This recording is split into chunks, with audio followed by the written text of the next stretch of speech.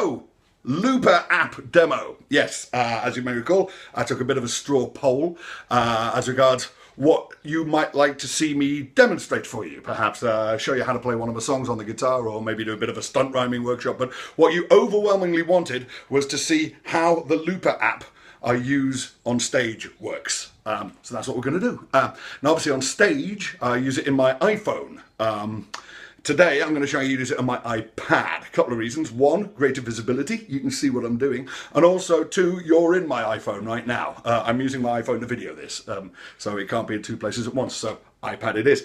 The only difference between the iPad and the iPhone version is the bigger screen allows you to have 6 mixable tracks in the iPad version. The phone version only has 4. So in deference to authenticity, I will only use 4, okay, on this occasion. The app is called Everyday Looper. There are a lot of Looper apps available on the App Store. I don't actually know if this is the best one, or even if it's a particularly good one. It's just the one I happen to know how to use, so that's what we're going with.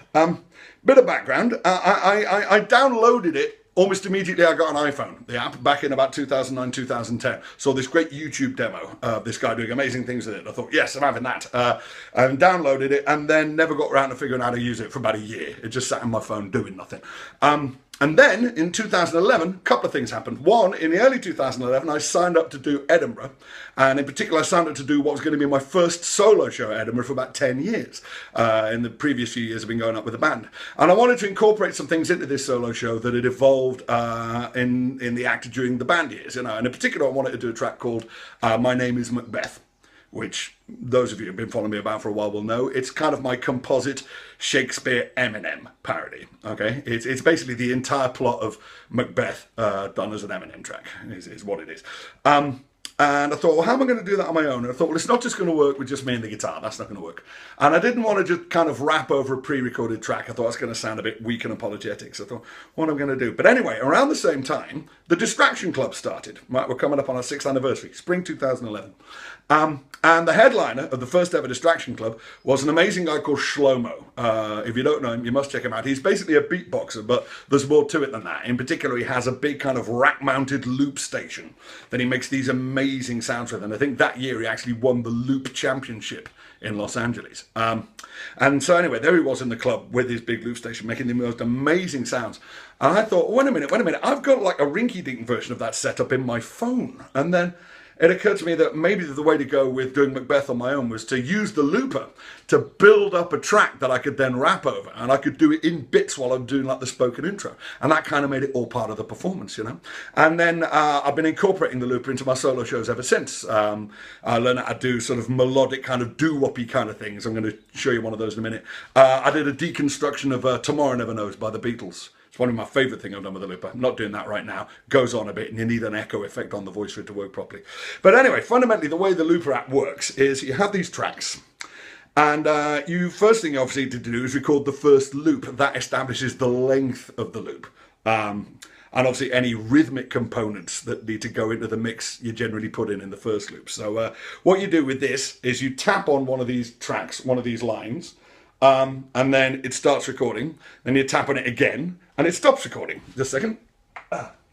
And then that then gives you the length of the first loop. So I'm not much of a beatboxer, but I can make a kind of a bass noise with a tongue click. So let's see how we go. We go, oh, hang on, get my note. It's in D. Yes, there's a guitar just over there. Right, here we go.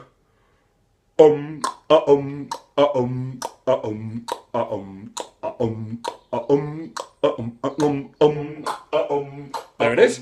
And that's that timeline there, winding up there. And you see the waveform. That's the sound I just made. And that's going to keep repeating now.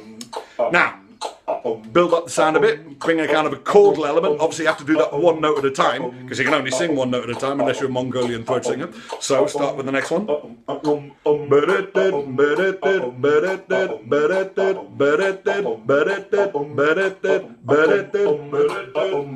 goes round and round again.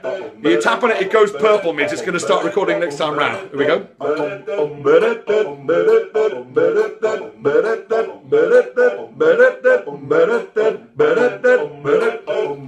Now, if I was on the phone, I've now used up 3 of my 4 tracks.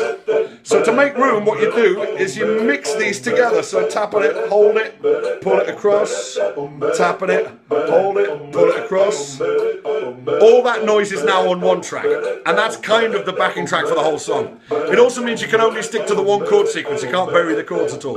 But you're now free to sing over this, and indeed, if you sing a bit which you record, you can then harmonise it. And you stop it by tapping with two fingers. Alright, that's how we're going to do. Now what we're going to do, just give us a second,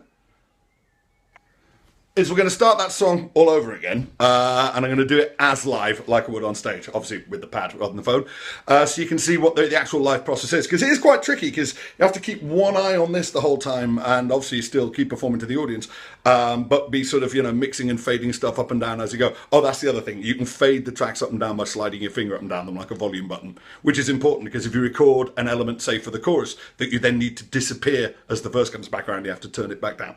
Okay, so let's start from the top, see how we do.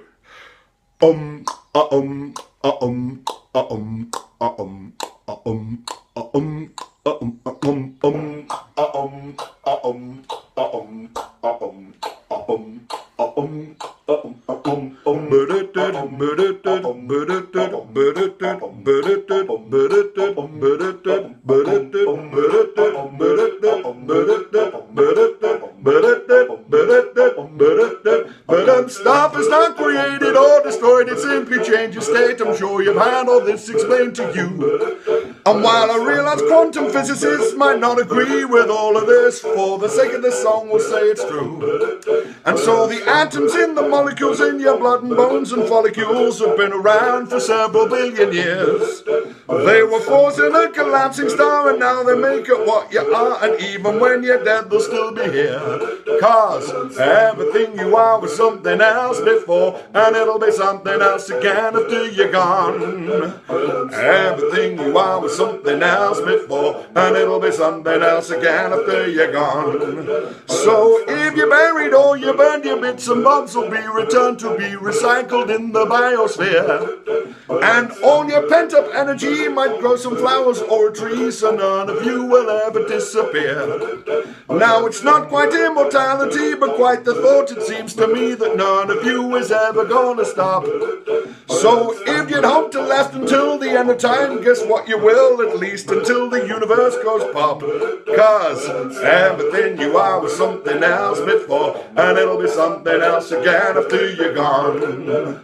Everything you are was something else before, and it'll be something else again after you're gone. It's the circle of life. After you're gone. Everything you are was something else before, and it'll be something else again after you're gone.